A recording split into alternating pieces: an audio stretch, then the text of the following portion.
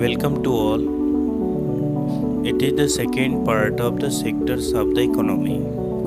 In previous module we have covered what is primary sector, secondary sector and tertiary sector. How these sectors are interdependent. Primary sector is dependent on secondary sector is dependent on tertiary, and secondary both are dependent on tertiary. Secondary and primary are dependent on tertiary and secondary are dependent on primary. So in this module we will cover primary, secondary and tertiary sector, how we will compare, how we will calculate the value of GDP, what is intermediate goods, what is final goods, and why value of only intermediate goods are, why only the value of final goods are included. Comparing three sectors: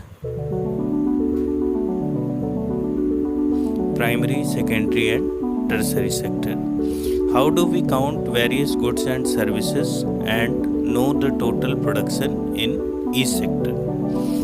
तो question ये है कि compare करने के लिए हम लोगों को कुछ सिमिलरिटीज चाहिए जिसके बेस पे हम कंपेयर कर सकें। तो कंपेयर करने के लिए दो टर्म में हम लोग कंपेयर करते हैं, कि एम्प्लॉयमेंट के टर्म में, दूसरा टोटल प्रोडक्शन के टर्म में।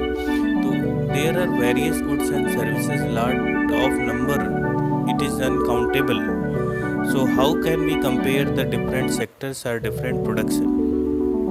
So economics advise that values of various goods and services should be used rather than counting numbers. तो इकोनॉमिक्स का ये एडवाइस है कि कितने सामान प्रोड्यूस हुए ये मैटर नहीं करता, कितने का सामान प्रोड्यूस हुआ ये मैटर करता है. तब हम आसानी से कंपेयर कर सकते हैं. जैसे फार्मर है 10 क्विंटल वीट प्रोड्यूस कर रहा है राइस, एक दूसरा फार्मर है वो 15 क्विंटल राइस प्रोड्यूस कर रहा है. किसका प्रोडक्शन ज़्यादा है हम तब क्वांटिटी में कंपेयर नहीं कर सकते, क्योंकि हर कमोडिटी के प्राइसेस अलग अलग हैं. तो ये फाइंड आउट किया जाए कि हर कमोडिटी की वैल्यू कितने की है. तो अगर 10 क्विंटल गेहूँ है या 10 क्विंटल वीट है वो 50,000 का हुआ, और 15 क्विंटल राइस जो है वो भी 50,000 का हुआ, तो दोनों सेक्टर की वैल्यू इक्वल है प्रोडक्शन. तो इसके लिए उन्होंने बताया कि उसको प्राइस से मल्टीप्लाइज कर दिया जाए. जैसे एक फार्मर है वो वीट का प्रोडक्शन कर रहा है, उसने 10,000 क्विंटल वीट प्रोड्यूस किया और वीट का रेट 8 रुपीज़ पर केजी है, तो उसने टोटल 18,000 रुपीज़ का प्रोडक्शन किया. तो value of goods produced by farmer is 18,000, and value of second farmer is producing coconut, and value of goods produced by farmer B, if the prices of one coconut is ₹10, then it is 50,000. तो farmer ए का production ज़्यादा, farmer B का production कम है, और दोनों का production मिला करके इकोनॉमी में 1,30,000 का है अगर केवल दो ही फार्मर प्रोडक्शन कर रहे हैं. तो this way we count the values of goods and services. Next topic is intermediate goods and final goods. Intermediate goods क्या होती हैं और फाइनल गुड्स क्या होती हैं. तो इंटरमीडिएट गुड्स और फाइनल गुड्स के डिफरेंस को देख लेते हैं. These goods are under the production boundaries. Intermediate goods जो होती हैं प्रोडक्शन बाउंड्री के अंदर है, यानी वो सेल करने के लिए अभी रेडी नहीं हुई हैं. These goods have cross the production boundary. ये गुड्स प्रोडक्शन बाउंड्री को क्रॉस कर चुकी हैं, यानी अब ये सेल करने के लिए रेडी हैं अल्टीमेट कंज्यूमर्स को. Intermediate goods are either purchased for resale और for transforming into finished good. Intermediate goods को या तो रीसेल करने की पर्पज से खरीदा जाता है, या फिर उनको फर्दर ट्रांसफॉर्म करके और यूजफुल गुड्स बनानी हो उसके लिए खरीदा जाता है. जैसे अगर हम एग्जांपल लें कि एक मारुति सुजुकी वाला कार टायर खरीद रहा है सीएट का, तो वो उस टायर को यूज़ नहीं करेगा। वो टायर को इस वजह से परचेस कर रहा है कि उसको मारुति में लगाएगा, कार में लगाएगा। तो कार में जब वो लगा रहा है तो उससे फिर एक फाइनल गुड्स का प्रोडक्शन कर रहा है, वो उसको यूज़ नहीं कर रहा। तो जब तक कमोडिटी यूज नहीं होती तब तक वो क्या है, इंटरमीडिएट गुड्स है। और जैसे ही कमोडिटी यूज हो जाती है वो क्या हो जाती है, final goods. These goods are used up for the need satisfaction, या तो प्रोडक्शन में यूज हो जाए या नीड सेटिस्फैक्शन में यूज हो जाए तो वो फाइनल गुड्स हो जाती हैं। Value of intermediate goods are not included in GDP, whereas value of final goods are included in GDP. जैसे अब एग्जाम्पल लें कि शुगर केन अगर शुगर फैक्ट्री वाला परचेज कर रहा है तो वो उसको ट्रांसफॉर्म करके शुगर बनाएगा, इस वजह से वो इंटरमीडिएट गुड है। लेकिन शुगर केन एक हाउस होल्ड परचेज कर रहा है तो वो उसको कंज्यूम करेगा, तो वो यूज्ड हो गई। तो जैसे ही शुगर केन यूज्ड हो गया वो फाइनल गुड हो गया, जैसे ही शुगर केन ट्रांसफॉर्म हुआ वो इंटरमीडिएट गुड होगा। एग्जाम्पल से देख लेते हैं, बहुत सारे एग्जाम्पल्स हैं जिसकी मदद से हम किसी भी गुड्स को इंटरमीडिएट या फाइनल नहीं कर सकते जब तक कि हमको पर्पस न पता हो या उसका यूज़ न पता हो कि कैसा यूज़ हो रहा है। तो शुगर केन अगर कंज्यूमर ले रहा है, खरीद करके वो कंज्यूम कर जाएगा तो फाइनल गुड्स है। शुगर फैक्ट्री अगर उसको ट्रांसफॉर्म कर रही है शुगर में तो वो इंटरमीडिएट गुड है। अगर एक रेफ्रिजरेटर हम खरीदते हैं तो हाउस होल्ड पर्पज़ में ले रहे हैं, हम उसको यूज़ करते हैं, तो ये कौन सी गुड्स होगी, फाइनल गुड्स, क्योंकि ये यूज़ में है। सेम वही रेफ्रिजरेटर अगर कोका कोला सेलर भी खरीदता है तो वो भी उस फ्रिज को क्या करता है, यूज़ करता है। तो जैसे ही कमोडिटी यूज़ में आ गई वो भी क्या है, फाइनल गुड्स है। लेकिन अगर यही रेफ्रिजरेटर एक इलेक्ट्रॉनिक शॉप की एजेंसी खरीदती है तो उसका पर्पज उसको सेल करना है, तो वो वहाँ पे इंटरमीडिएट गुड्स की तरह काउंट होगा। कार एक डीलर खरीदता है, इंटरमीडिएट गुड्स है। ट्रेवल एजेंसी खरीदती है, वो यूज़ करेगी, फाइनल गुड्स है। कार को अगर कंज्यूमर भी खरीद रहा है वो भी यूज़ करेगा तो फाइनल गुड्स है। तो कमोडिटी यूज़ हो रही है, फाइनल गुड्स। कमोडिटी ट्रांसफॉर्म हो रही है, इंटरमीडिएट गुड्स। कमोडिटी को रीसेल के पर्पज से खरीदा गया है, इंटरमीडिएट गुड्स। कमोडिटी को कंजम्पशन के पर्पज से या प्रोडक्शन के पर्पज में यूज़ किया गया है, फाइनल गुड्स हो गया। Why only final goods and are counted. Final goods की वैल्यू को ही जीडीपी में काउंट किया जाता है, इंटरमीडिएट गुड्स की वैल्यू को जीडीपी में काउंट नहीं किया जाता। क्यों? Because the value of intermediate goods are already included in value of final goods. Counting the intermediate goods separately will lead to the problem of double counting. That's why value of only final goods are counted. तो value of intermediate goods जो होती है वो final goods की value में already include होती है, जिसके कारण अगर हम इंटरमीडिएट गुड्स को सेपरेटली काउंट करेंगे तो इसके कारण डबल काउंटिंग की प्रॉब्लम आएगी। डबल काउंटिंग की प्रॉब्लम से जो हमारी फिगर्स हैं या जो रिजल्ट्स हैं वो डेविएट होगा, इस वजह से केवल फाइनल गुड्स को ही लिया जाता है। जैसे एग्जांपल ले लेते हैं, वीट का प्रोडक्शन हुआ,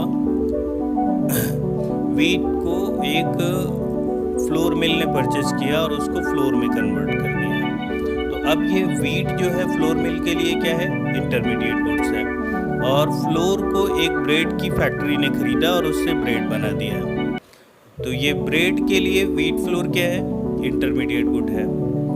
अब एक रेस्टोरेंट था, उसने ब्रेड को परचेज किया और उससे उसने सैंडविच बना दिया, तो सैंडविच मेकिंग एजेंसी के लिए ये ब्रेड क्या है, इंटरमीडिएट गुड्स है। तो जब तक वो ट्रांसफॉर्म हो रही है वो गुड्स इंटरमीडिएट है, और इस सैंडविच को कंज्यूमर ने कंज्यूम कर लिया, तो फाइनल गुड्स कौन सी हो गई, सैंडविच। सैंडविच फाइनल गुड्स है। अब एग्जांपल लेते हैं कि वीट फ्लोर वाले ने 10 रुपीज़ का वीट प्रोड्यूस किया और उसको बेच दिया फ्लोर मिल को। फ्लोर मिल वाले ने उसको कन्वर्ट कर दिया फ्लोर में, व्हीट फ्लोर में, और अब व्हीट फ्लोर में कन्वर्ट करने के बाद उसका प्राइस कितना हो गया 20। वही व्हीट फ्लोर जो 10 का था उसने वो कितने का हो गया 20 का। 20 रुपीज़ के व्हीट फ्लोर से जब ब्रेड बनाया गया तो ब्रेड का प्राइस कितना हो गया 30, और 30 रुपीज़ के ब्रेड से जो सैंडविच बेचा गया वो 40 रुपीज़ का था। इस तरीके से अगर हम लोगों की इनकम को देखें कि टोटल इनकम जनरेशन कितना हुआ, तो अगर हम ये काउंट करते हैं कि 10 रुपीज़ फार्मर का हुआ, फ्लोर मिल का 20 रुपीज़ हो गया, ब्रेड एजेंसी का 30 रुपीज़ हो गया, और सैंडविच मेकर का या रेस्टोरेंट का 40 रुपीज़, तो टोटल अर्निंग जो हुई वो हो गई आपकी 100 रुपीज़ की। 10, 20, 30 और 40, तो इकोनॉमी में टोटल इनकम 40 की जनरेट हो रही है। लेकिन एग्जैक्टली ऐसा नहीं है। फाइनल गुड्स क्या है? ब्रेड है। तो ब्रेड में जितना फाइनल गुड्स को केवल काउंट करो, टोटल इनकम जनरेशन केवल 40 रुपीज़ का हुआ। देख लेते हैं कैसे। फार्मर ने व्हीट जो प्रोड्यूस किया वो 10 का था, तो फार्मर की इनकम 10 की हुई। लेकिन अगर हम फ्लोर मिल का देखें कि फ्लोर मिल को कितने की इनकम हुई, तो फ्लोर मिल को अल्टीमेटली केवल ₹10 की ही इनकम हुई, क्योंकि उसने अपने 20 रुपीज़ में से 10 रुपीज़ किसको दे दिया है? व्हीट वाले को दे दिया। तो उसके द्वारा अर्न की गई इनकम 10 है। और फिर ब्रेड जो कन्फेक्शनर है उसने जो ब्रेड प्रोड्यूस किया, ब्रेड प्रोड्यूस करने में उसकी भी इनकम ₹10 की ही है। रीज़न ये है कि उसने 30 रुपीज़ का जो ब्रेड प्रोड्यूस किया उसमें से 20 रुपीज़ उसकी कॉस्टिंग है व्हीट फ्लोर की, तो उसकी इनकम का पार्ट केवल 10 रुपीज़ है।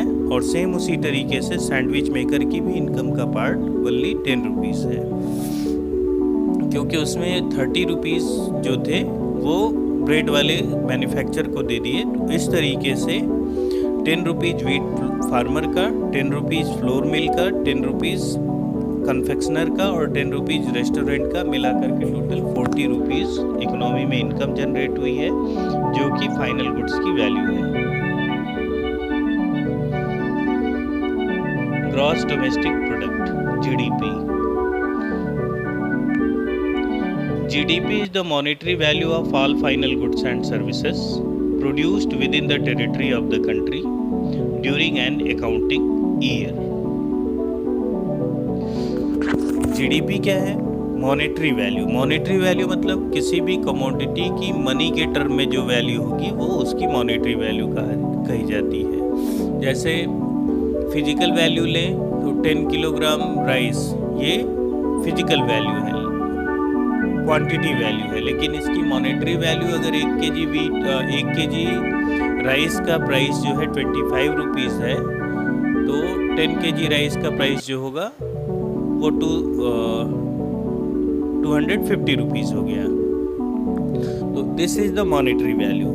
Monetary value of all final goods and services. Economy में प्राइमरी, सेकेंडरी, टर्सरी सेक्टर मिल करके जितनी भी गुड्स प्रोड्यूस करते हैं उसकी मनी के टर्म में वैल्यू को काउंट किया जाता है। With in the territory of country means India की बाउंड्री के भीतर एक अकाउंटिंग ईयर, साल भर में 1 अप्रैल से लेकर 31 मार्च तक जितने भी सामान प्रोड्यूस होते हैं उनकी मॉनेटरी इनकम को कैलकुलेट करके, सम अप करके प्राइमरी, सेकेंडरी और टर्सरी सेक्टर के प्रोडक्शन को, कंट्री की GDP को काउंट किया जाता है।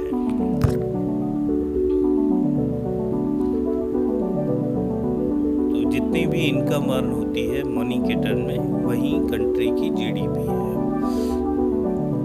इसमें प्राइमरी, सेकेंडरी और टर्सरी सेक्टर के द्वारा प्रोड्यूस की गई गुड्स और सर्विस को इंक्लूड किया जाता है।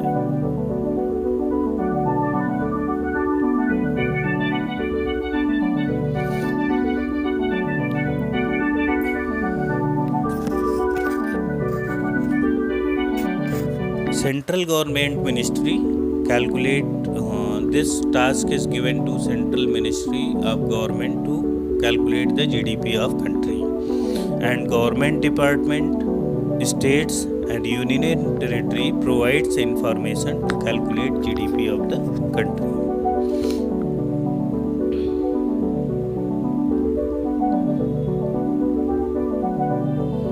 Historical changes in the sectors.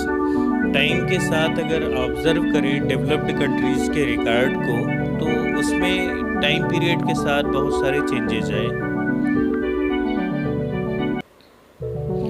Observation of history of developed country states that in initial stage of the economy when it was underdeveloped, primary sector was the most important।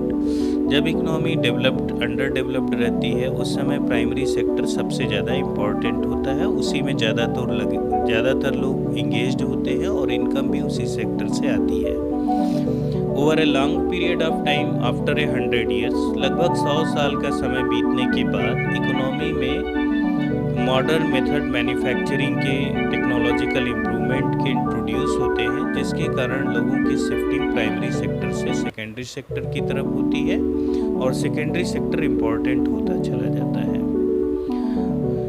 And in past 100 years service sector became more important. और जब economy developed phase में inter करती है तो लगभग 100 साल और लगते हैं और इन 100 सालों के बाद सर्विस सेक्टर की इम्पोर्टेंस बढ़ जाती है। तो एक हिस्ट्री ये बताती है कि अंडर डेवलप्ड इकोनॉमी में प्राइमरी सेक्टर इम्पोर्टेंट होता है, डेवलपिंग फेज में सेकेंडरी सेक्टर और डेवलप्ड फेज में टर्सरी सेक्टर ज़्यादा इम्पोर्टेंट होता है। This pattern has been observed. लेकिन इंडिया के केस में ऐसा नहीं है। इंडिया सीधे प्राइमरी सेक्टर से सेकेंडरी में इंटर नहीं किया, प्राइमरी सेक्टर से सीधे इंडिया की एंट्री टर्सरी सेक्टर में हुई। तो सर्विस सेक्टर में इंडिया में ज़्यादा लोग लगे हुए हैं